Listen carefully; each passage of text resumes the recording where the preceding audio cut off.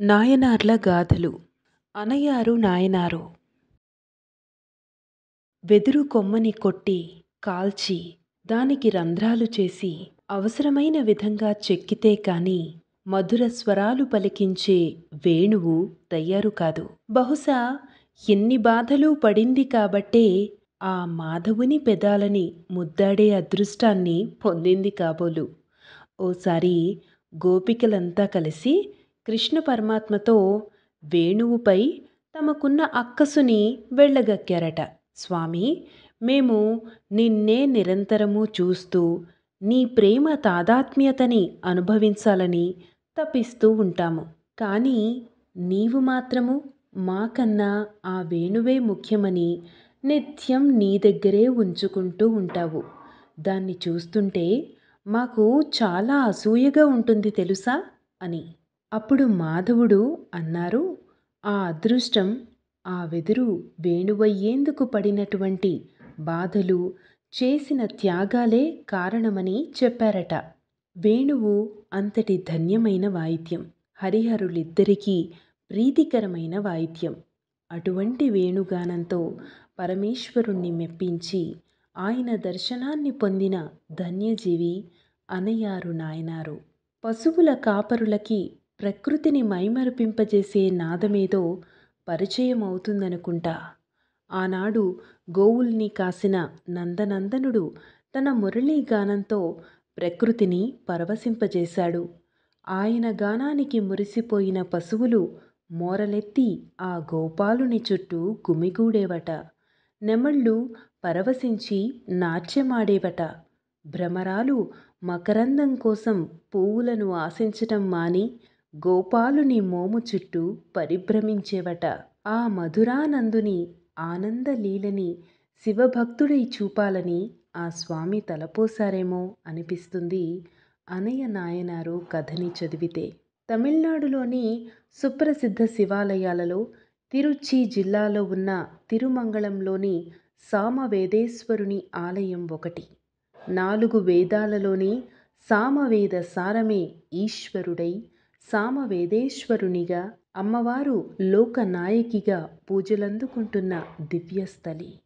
ఈ సామవేదేశ్వరుడు పరశురాముడికి ఇష్టదైవం. ఆయనకి పరశువుని ప్రసాదించినవాడు, మాతృహత్యా పాతకం నుంచి పరశురాముణ్ణి రక్షించిన దయాళువు ఈ పరమేశ్వరుడు. ఆ విధంగా పరశురాముడు తపస్సు చేసిన నేల మీద చోళరాజులు పరిపాలించిన కాలంలో జన్మించినవాడు అనయారు నాయనారు. ఆయన పశువుల కాపరి, శివభక్తుడు. నిత్యము విభూతిని ధారణ చేయటం, ఆ విధంగా విభూతిని ధరించిన వారిని సాక్షాత్తు శివునిగా భావించి, గౌరవించి, తోచిన విధంగా సత్కరించడం చేసేవారు అనయారు. అనయారు నాయనారు చాలా గొప్పగా మురళిపైన రాగాలు పలికించేవారు. ఆయనకి ఆ విద్య ఆ మురళీశ్వర దత్తముగానే లభించిందేమో మరి, లేదా అక్కడి ఈశ్వరుడు సామవేదేశ్వరుడు కాబట్టి ఆ మట్టిలో భక్తి బీజమై పుట్టినందుకు ఆ గాన విద్య ఆయనకు దైవదత్తంగా అబ్బి ఉండవచ్చు. ఏది ఏమైనా ఆయన వేణుగానాన్ని వినిపిస్తుంటే ప్రకృతి మొత్తం తన్మయమై ఆ గానాన్ని ఆలకించేది. పశుపక్ష్యాలు కూడా ఆ గానానికి పరవశమై ఆయన చుట్టూ చేరేవి. విరిసిన పూలు, పరుచుకున్న పచ్చిక బయలు కూడా తలలూపుతూ ఆ గాన మాధుర్యాన్ని ఆస్వాదించేవి. అంతటి ఆల్కెమీ ఏదో ఆయన మూవిని తాకిన మురళి నుండి ప్రకృతి మొత్తం పరుచుకునేది. ఆ మురళి రవానికి, అందులో దాగిన పంచాక్షరి మంత్రయుతమైన భక్తి గానానికి మైమరచిపోయేది. పంచాక్షరి సాక్షాత్ పరమేశ్వర స్వరూపమేగా. ఆ విధంగా పరమాత్మ గానంతో ప్రకృతిని పరవశింపజేశారు అనయారు నాయనారు. ప్రకృతి పురుషుల ఏకత్వాన్ని తన నాదంతో సాధించారు. ఈశ్వరుడు అమితానంద పరవశాన్ని పొంది ఆయన భక్తికి, భక్తి లయించిన పంచాక్షరి నాదానికి వశుడై సాక్షాత్కరించారు. తన వెంట అనయారు నాయనారుని కైలాసానికి తీసుకువెళ్లారు. సామగాన లోలుడు కదా ఈశ్వరుడు. అందులోనూ సామవేదేశ్వరుడు కావడం చేత గానానికి వశుడయ్యాడు అనుకుంటారేమో. సంగీతానికి, గానానికి, సాహిత్యానికి, ఛందస్సుకు ఉన్న శక్తి అటువంటిది.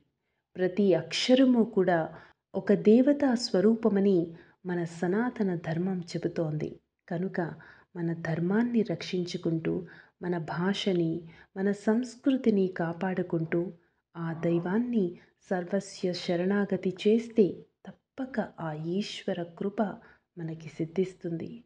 అనయారు నాయనారుకి అనాయాస కైవల్యాన్ని ప్రసాదించిన ఆ సామవేదేశ్వరుడు లోకనాయకి మాతల దివ్య కరుణా కటాక్షాలు హితోక్తి శ్రోతలకు మెండై సిద్ధించాలని ఆ స్వామిని మనసా వేడుకుంటూ సర్వం శ్రీ గురు దక్షిణామూర్తి దివ్య చరణార విందార్పణమస్తు. శుభం.